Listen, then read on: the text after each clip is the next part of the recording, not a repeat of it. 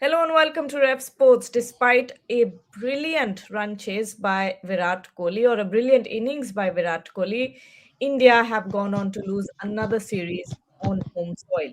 And it all happens under Gautam Gambhir. And the reason why I say this is we spoke about this in the mid innings as well. We said that on the face of it, this is an inconsequential ODI series ahead of the T20 World Cup at home.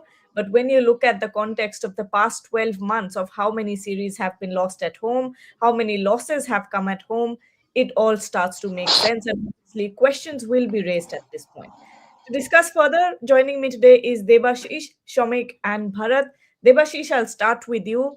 Virat Kohli did all that he could. Unfortunately, no support from the other end after a certain point. After Nitish Kumar Reddy got out, it was all downhill from there. Harshit Rana tried his best, but again, there was a stark difference in how New Zealand approached this game versus how India approached this game. Where do you think India went wrong?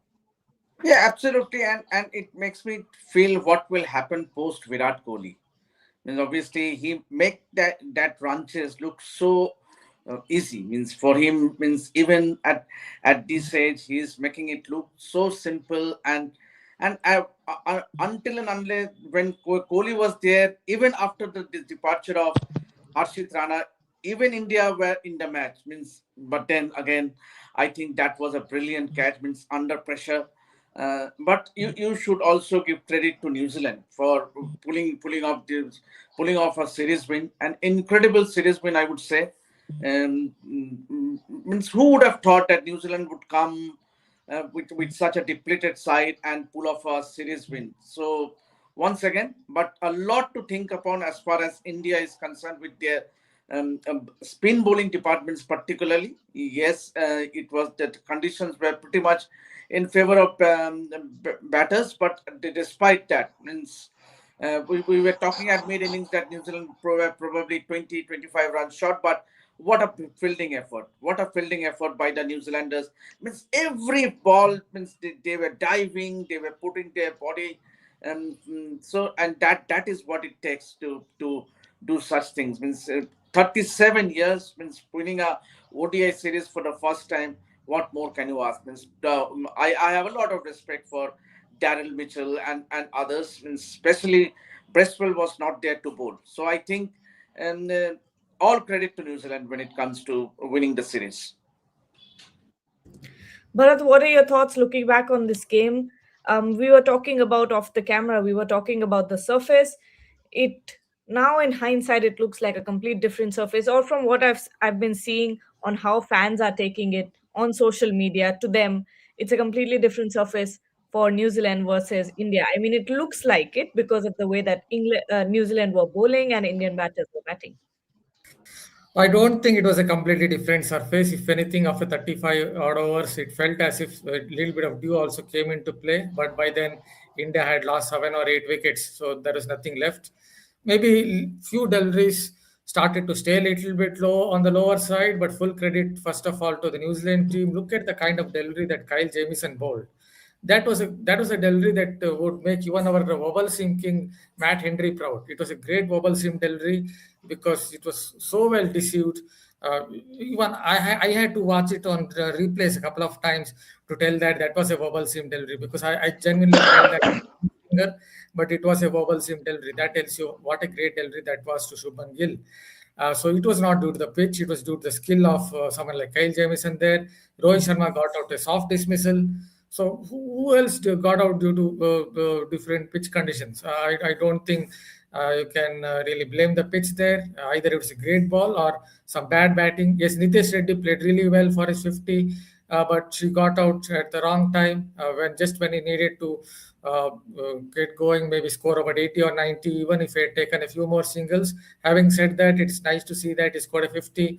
Ravindra Jadeja couldn't clear a left-arm spinner. Matchup was so much in his favor. A left-arm spinner bowling from over the wicket to a left-hand batter, and he couldn't clear despite it being a small ground. So I don't think you can blame the pitch here. As I noted, maybe the ball started staying a little bit lower in the second innings, but to negate that point, what I would say is after 30 or 35 overs, the batting became much easier because I think Dew came into play. And also, I would also add that look at how Virat Kohli was batting.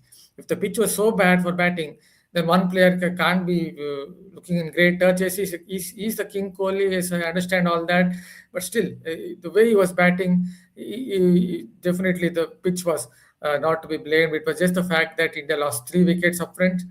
When you're chasing such a huge target, you need your top order to get hundreds. Only one out of the top three scored 100. That was obviously King Kohli. The other two failed, and that is where I think India lost the match. If you're 3 for 70 or 4 for 70, chasing 337 in a series decider, then it is basically the match is done and dusted there itself. Although thanks to Virat Kohli, India at least and Harshit Rana, I have to add, Mr. Power hitter Harshit Rana, India at least made a match out of it. But still, the match was done and dusted basically when India were 4 for 71. Shomik, in the mid innings, we were talking about how this surface is a batter's paradise, always has been. It is traditionally that kind of a surface. We said that, if Dew comes on, it becomes India's match to lose. But on a surface like this, that would have, in on any day assisted a run chase like this, what happened? Was it the scoreboard pressure? Was it pressure of something else? What happened? We were talking about the dismissals as well. So where do kind of put your finger on? Nowhere to put my finger on, Gargi. It's pretty simple. Over the last two matches, be it at Rajkot and here at Indore, New Zealand were the better team. New Zealand played better cricket than India. Simple. It is very simple. Overall, batting, bowling, New Zealand also lost 2 wickets up front, but then there was that partnership. And then the third wicket fell, and then Daryl Mitchell and Glenn Phillips partnership, and the way they bowled, the way their bowling, their fielding complemented their bowling. Better team will always win. Simple as that. It is not about the reputation or it's not about the superstars. Sport is very simple. On that night, the team that plays better cricket or any other sport, that will win. That is number one. Number two, as far as I'm concerned, three things contributed to this defeat as to India's defeat at Indore. Number one, if we go back to New Zealand's innings, the two frontline spinners to start with, between Jadeja and Kuldev Yadav, you could see how many runs were conceded. And I can understand it's a benign surface, but even on the benign surface at home, um, have rarely do you see the two frontline India spinners would bowl just 12 overs between them. I mean, 10 overs per bowler. So they were combined, the two collectively were 8 overs short of their quota. So, which means they made zero impact. That is the number one. Number two aspect, India lost a couple of wickets too many up front. Chasing 337, you cannot lose 4 wickets inside the power play. So there, I mean, after that, what Virat Kohli did, Virat Kohli almost all the while was fighting a losing cause. Yes, it is Virat Kohli's genius that stayed India in the game, but all the while. So two wickets too many. And third, Nitish Kumar Reddy. People will say why? He has stitched a decent partnership with Virat Kohli. He has scored a half century. I can understand a batsman getting out for 5 or 2 or 0. But on this pitch, and it is still a very good batting pitch, you saw Virat Kohli, leave aside Virat Kohli, the way Harshit Rana batted, the way Nitish Kumar Reddy himself batted, they were untroubled. So on this pitch, you don't get out after getting past 50 runs unless it is an unplayable delivery, like Shubman Gill's delivery. I won't blame Shubman Gill. It was when a ball is nipping back of that length, 90% of times a right-hander will get out. So that is the thing. So if Nitish Kumar Reddy would have gotten a delivery like that or something unplayable, I could have understood. But that soft pull shot, that ending up at short mid wicket, that was not a way to get out. So these are the three things. But overall, if you list our roll of honors, quote unquote roll of honors, over the last 14 months, New Zealand came here, gave India a hiding on their home patch, 3-0 test defeat, home series whitewash. South Africa came here, gave India a hiding in the test series, another home series whitewash, 2-0 without Kagiso Rabada. And here, New Zealand came for this ODI series without seven of their frontline players. And they have secured their first ever ODI series win in England. Massive credit to New Zealand. I tip my hat to the Kiwis. Brilliant cricket, and I enjoyed watching them. And they are a credit to the game. But one common factor, all in that role of honor, who was the head coach? I think valid questions to be asked here, and Debashis, as Shomik also pointed out, that this is New Zealand was the better team here, but at the same time, this is a second string team. This is a team without six of its main players, and another home series loss. Where does this leave Indian cricket? Are you concerned? Not really, Gargi. Means if you ask me, I am not too concerned about this series loss. Yes, losing at home always hurts your ego. Means given the dominance you have in India at your own backyard. But yes, these are conditions which are predominantly in favor of the batters. Yes, when India travels to South Africa, because we are just next in ODI series that India plays, I think it's in England.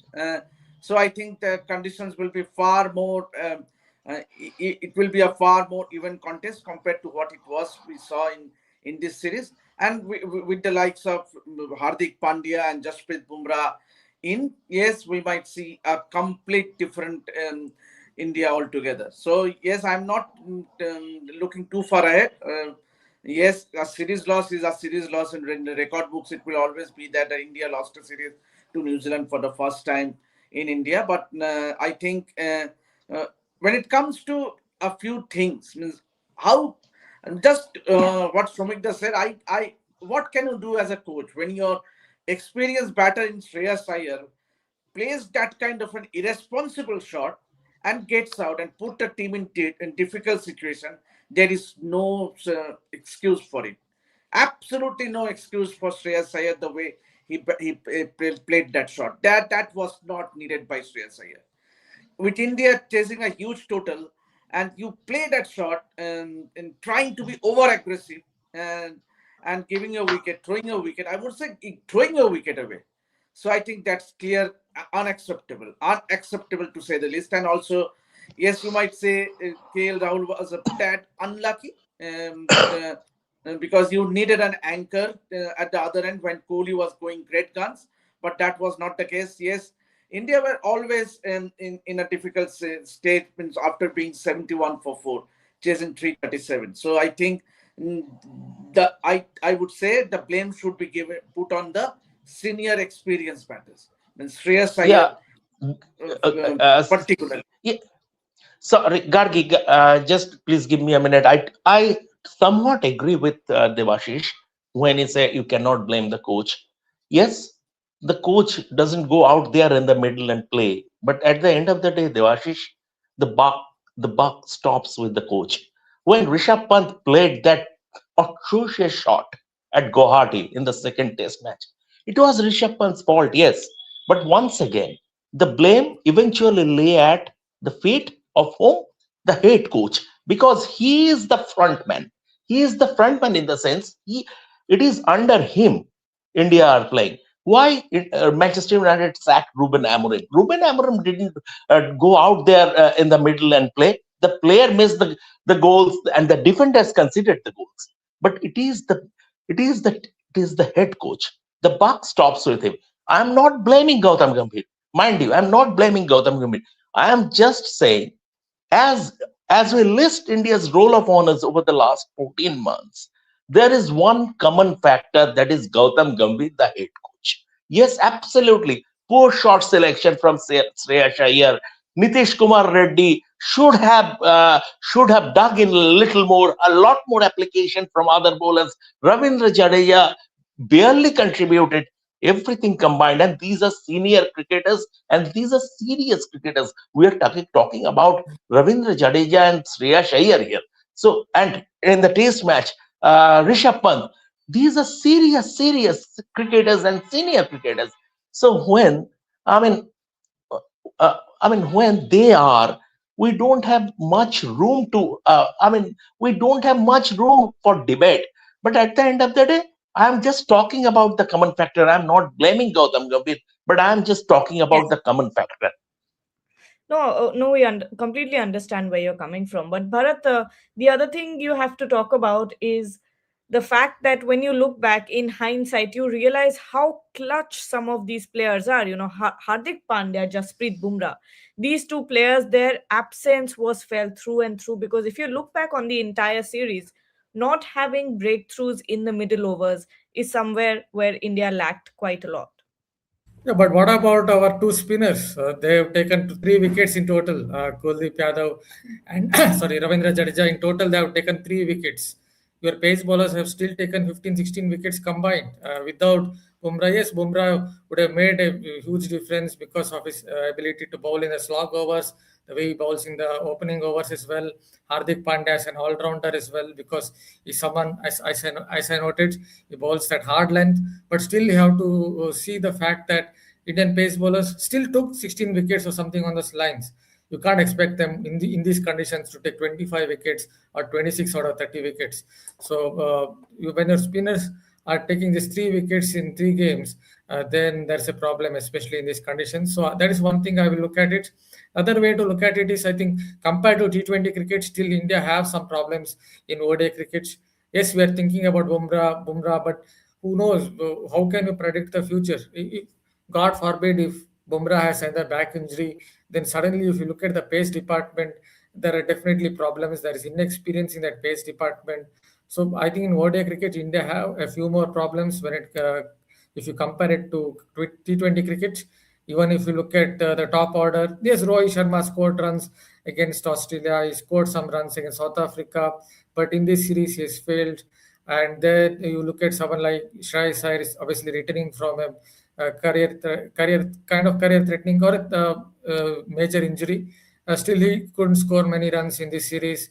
So I think in ODI cricket, India have a few more problems. When you consider the spinners as well, you look at your two spinners; they are not taking wickets, and your pace bowlers are still inexperienced. They're still learning the tricks of the trade. That includes Harshit Rana, that you are thinking of taking him to South Africa and being one of the front line tall hit the deck pace bowlers. But today also he went for plenty of runs, 84 runs, and the other tall bowler Prasidh also he gets you wickets, but he also goes for plenty of runs. So if you are thinking of taking these inexperienced paces, then they definitely have to improve their fast bowling mindset over the next 1 year. Because in South African conditions, India would definitely need more in the India definitely would need a backup in the pace department or a supporting cast in the pace department. It can't just be about one Jasprit Bumrah in South African conditions, because in those conditions you would need three pace bowlers doing well, which happened I think in the 2003 World Cup when India went to South Africa. They had Srinath, they had Nehra, they had Zair Khan. All these bowlers really combined together and bowled really well. So in those conditions, India would need more than just one Jasprit Bumrah or Hardik Pandya in the pace department. So I think compared to T20 cricket, India have some problems in ODI cricket, but it's still relatively better compared to the kind of problems I think India are having in Test cricket. Shomik, so when you think about it, when you try to put pen to paper and write down the problems that are there are obviously lack of breakthroughs. As Bharat also said, that there's only so much the pacers can do on wickets like these. Spin is not penetrative. There are obviously flaws in the batting department as well. So what is going right for India in this format? Do you also think, another question, do you also think a lot has to do with the team picking, team selection? Oh, Gargi, this is the best available squad in the sense that once Washington Sundar was ruled out because of a side strain, this was the best available squad, because you are not playing Bumrah, you are resting Bumrah, and Hardik Pandya, you are also resting Hardik Pandya. Now, this series, what it categorically proved, that in white ball cricket across formats, Hardik Pandya and Jasprit Bumrah, these two players are indispensable. So, when they are not playing, whoever, actually, if you look at this Indian team, the 50 over team and the full strength 50 over team, only three players are undroppable. One is Virat Kohli, he is undroppable. Number two is Hardik Pandya, and number three is Jasprit Bumrah. Jasprit Bumrah and Hardik are not playing ODI cricket at this moment because the focus is on the T20 World Cup. But if you pick a full strength Indian ODI squad, then these three players are undroppable.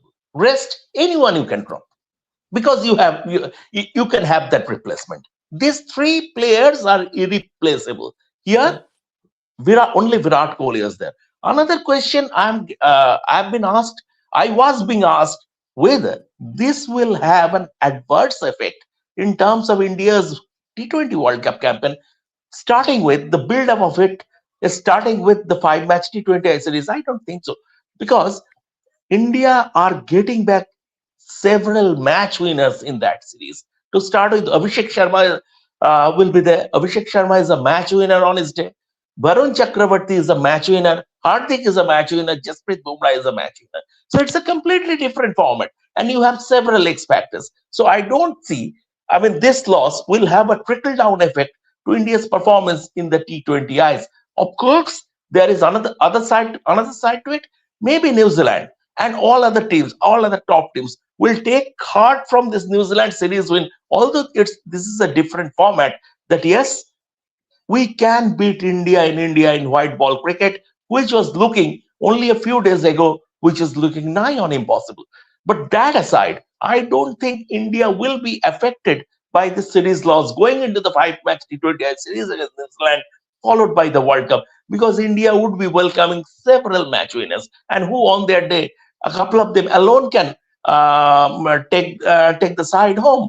So these are the two things. But this series categorically proved that India in white ball cricket in the 50 over format have only three undroppables.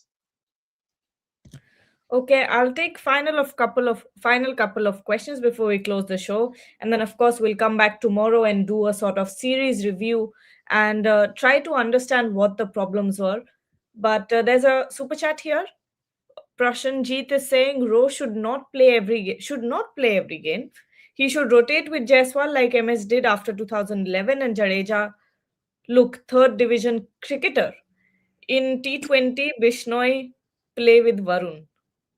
Okay. Devashish, please take it away. You cannot make that when so many changes means after just one series loss. Yes, but I think Rohit Sharma has been playing well. Means there is no denying the fact that he is not scoring runs. Yes, at least for this series, only this series. Even in the South Africa series, we were all hailing Rohit Sharma. What a batter! What a comeback! What a star player! And then all of a sudden we. But if you look at all the three matches in this ODI series, he has given the start. He has, yes, his approach is somewhat a bit that different compared to what it was. Means more so after Shubman Gill has taken over as captaincy. But obviously, yes, man, you might argue that why not giving a chance to Yashasvi Jaiswal, who has been warming the benches. So these are questions that will be asked at the hindsight. But obviously, Rohit Sharma has done nothing wrong. But yes, it was he has not contributed when you think about run wise, means the amount of runs he has scored. But I think he has done fair bit. But yes. Obviously, India, I have said it time and again that India needs to look ahead of Ravindra Jadeja. Enough of Ravindra Jadeja we have seen. We need to think past Ravindra Jadeja. We have spinners in the likes of Akshar Patel, and now you have a Ravi Bishnoi as well. So, but I think like for like replacement would have been Akshar Patel. We all know that he is not playing this T20 one-day series because of the T20 World Cup and the T20 series coming up. But I think Akshar Patel in these conditions, especially with the means what? Look at Ravindra Jadeja's contributions, Gargi. Wickets, he has hardly got any wickets in this series in the three matches. And what about his contribution with the bat? And so I think overall, Ravindra Jadeja has been a huge letdown in this series. So maybe if you look back, one player who we think should be should be rested or should be dropped, I think Ravindra Jadeja. I may sound a bit harsh, but I think India needs to look beyond Ravindra Jadeja now in one day cricket.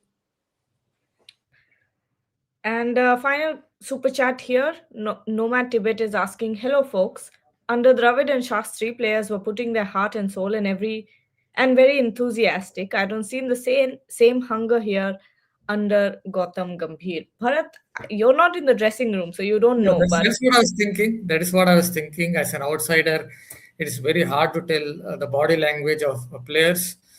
It could be certain other things. It could be factors like, see, someone like Mohammad Shami was around at that time in ODI cricket. He's no more there in ODI cricket. I'm thinking about he's not with the Indian setup anymore. So you have some inexperienced pace bowlers out there. During Rahul Dravid's time, the spinners were better. Now you have a couple of spinners who are not doing really well. So it could be skill factor. It could be a few players not being in form. It could be a few paces, inexperienced paces, trying to make their mark. And you generally you have to understand that with India, pace bowlers take a lot more time to get it right. That has been the case, other than maybe Jasprit Bumrah and one Kapil Dev. Both of them took to cricket like what a duck would do to water. Very early in their careers, they started doing very well, but that is not the case with some of these other inexperienced pacers. So India have holes in this particular lineup. I don't think it is a case of uh, not having that enthusiasm. It's perhaps a case of a couple of inexperienced pacers and maybe a little bit of some of the players not being in form. So it could be a combination of factors. I just want to add one more thing about Rohit Sharma. This is just one point. See, Rohit Sharma, I definitely won't drop him for the time being in ODI cricket, but with selectors, you have to always remember that as you get older, the selectors don't have the same level of patience. That is something that I've seen with not just cricket, but with football and other sports as well. The best example from the recent past is Jimmy Anderson himself. He was the number one ranked test bowler in May 2023. He had one bad ashes, just one bad ashes over a period of 3 years, and that was enough for the selectors to drop him the very next year. In 6 months, he was gone. So it is based on one bad series. He was dropped despite performing so well over 3 years, despite being ranked number one just a couple of months before that 2023 Ashes. So as you get older, I think the selectors don't have the same level of patience. Hopefully, they don't take such knee-jerk decisions with Rohit, but who knows?